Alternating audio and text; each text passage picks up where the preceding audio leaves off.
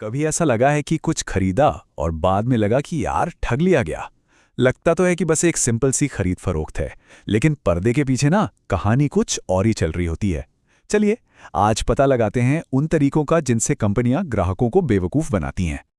जरा सोचिए, रात का वक्त है, आप कहीं फंसे हुए हैं और फोन की बैटरी बस खत्म होने ही वाली है। घना अंधेरा, शहर में आप अकेले और फोन पर वो लाल बत्ती जल बुझ रही है। घर जाने का कोई और जरिया भी नहीं है। वो जो घबराहट होती है ना, वो बेबसी, हम सब ने कभी ना कभी इसे महसूस किया है और कंपनियां ठीक इसी चीज का फायदा उठाती हैं। आप फटाफट ऐप खोलते हैं और एकदम से दिल बैठ जाता है। किराया नॉर्मल से डबल, लेकिन फोन की बैटरी बस 3% बची है। कोई और ऑप्शन है ही नहीं, तो बस बुक राइट बटन दबाना ही पड़ता है, ये जानते हुए भी कि आपका फायदा उठाया जा रहा है। तो ये अभी हुआ क्या? क्या ये सिर्फ नॉर्मल सर्च प्राइसिंग थी या पर्दे के पीछे कुछ और ही खेल चल रहा था? यहीं से हम आते हैं हमारी पहली स्ट्रैटेजी पर, डायनामिक प्राइसिंग। मतलब ये वो आइडिया है कि आपके लिए किसी चीज की कीमत और किसी और के लिए उसी चीज की कीमत अलग अलग हो सकती है, और ये सब इस बात पर डिपेंड करता है कि कंपनी आपके बारे में क्या जानती है। और सुनिए, ये सिर्फ कोई थियरी नहीं है। एक स्टडी में साफ साफ पाया गया कि ऊबर सच में उन लोगों से ज्यादा पैसे चार्ज करता है जिनके फोन की बैटरी कम होती है। और हाँ, ऊबर पब्लिकली तो इस बात से साफ इनकार करता है, लेकिन उन्हीं के एक अधिकारी ने माना था कि उन्हें पता है कि मजबूरी में लोग ज्यादा पैसे देंगे। इसे कहते हैं मौका परस्ती। और ये कहानी सिर्फ ऊबर पे खत्म नहीं होती। जरा इस टेबल पर नजर डालिए। एक ही ग्रोसरी ऐप, एक ही टाइम, एक ही सामान, लेकिन अगर आपके पास आईफोन है तो हो सकता है कि आप अंगूर के लिए एक एंड्रॉयड यूजर से डबल से भी ज्यादा पैसे दे रहे हों। है ना कमाल की बात? मतलब कितनी अजीब बात है ये। लेकिन रुकिए, ये कंपनियां सिर्फ कीमतों से ही नहीं खेल रही, वो तो सीधे सीधे प्रोडक्ट्स के साथ भी खेल रही हैं, और शायद हमें पता भी नहीं चलता। कभी ऐसा हुआ है कि अपने फेवरेट बिस्किट का पैकेट खोला और लगाओ, यार ये थोड़ा छोटा नहीं हो गया है? नहीं, आपको कोई वहम नहीं हो रहा। इसे कहते हैं श्रिंकफ्लेशन, और ये हर जगह हो रहा है। अपना क्लासिक पार्ले-जी बिस्किट ही देख लीजिए। दाम तो सालों से वही है, लेकिन पैकेट का साइज वो बिल्कुल नहीं। और ये इतना धीरे धीरे होता है कि हमें पता भी नहीं चलता। हम सवाल ही नहीं करते। बहुत सिंपल लेकिन उतनी ही असरदार ट्रिक है ये। और ये सिर्फ बिस्किट की कहानी नहीं है, यह आपके मैगी के साथ हो रहा है, आपकी कोक की बोतल के साथ, यहां तक कि टॉयलेट पेपर के साथ भी। कंपनियां ये बात अच्छी तरह जानती हैं कि दाम बढ़ने पर हमारा ध्यान तुरंत जाता है, लेकिन साइज कम होने पर नहीं। ये एक बहुत ही स्मार्ट साइकोलॉजिकल ट्रिक है। अच्छा, क्या हो अगर मामला सिर्फ कीमत या साइज का ना हो? क्या हो अगर कंपनियां जानबूझकर ऐसे प्रोडक्ट्स बना रही हों जो ज्यादा चलने के लिए बने ही ना हो?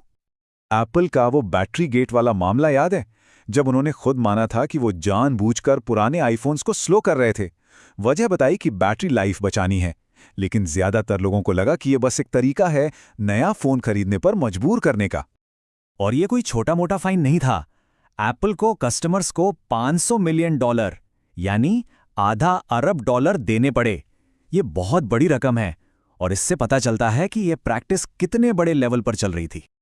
इस पूरी चीज के लिए एक नाम है, प्लान्ड ऑब्सोलेसेंस। मतलब ये वो सोच है जहां कंपनियां जानबूझकर ऐसे प्रोडक्ट्स बनाती हैं जो एक तय वक्त के बाद खराब हो जाएं या पुराने पड़ जाएं, ताकि आप नया खरीदने पर मजबूर हो जाएं।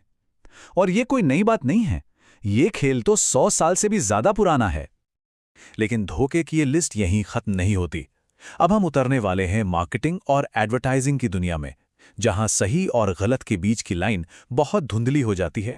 कभी कोई प्रिंटर खरीदा है और सोचा है, अरे वाह ये तो बड़ा सस्ता मिल गया, और फिर जब उसकी इंक खत्म हुई और नई कार्ट्रिज खरीदने गए, तब समझ आया कि असली खर्चा तो अब शुरू हुआ है।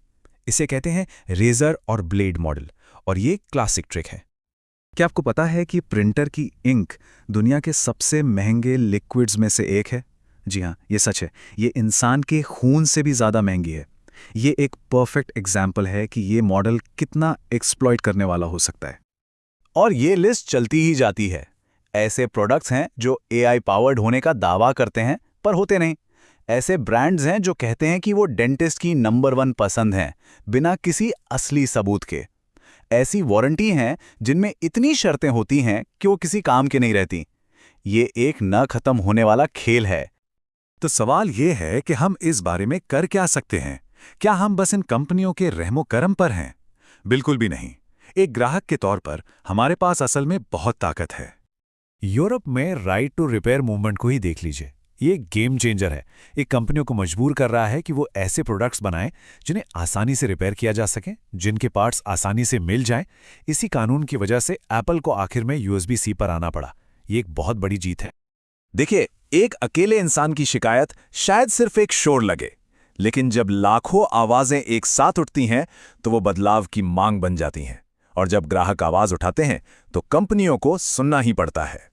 तो अपनी आवाज उठाइए, इन कंपनियों से जवाबदेही मांगिए, इस तरह की जानकारी को शेयर कीजिए। हम जितना ज्यादा इन तरीकों को सबके सामने लाएंगे, कंपनियों के लिए छिपना उतना ही मुश्किल होता जाएगा। आखिर में सवाल यही है, हम कैसा बाजार चाहते हैं? एक ऐसा जो हमें बेवकूफ़ बनाने के लिए डिज़ाइन किया गया हो, या एक ऐसा जो हमें सर्विस देने के लिए बना हो? चुनाव हमारा है, ताकत हमारे ही हाथों में है।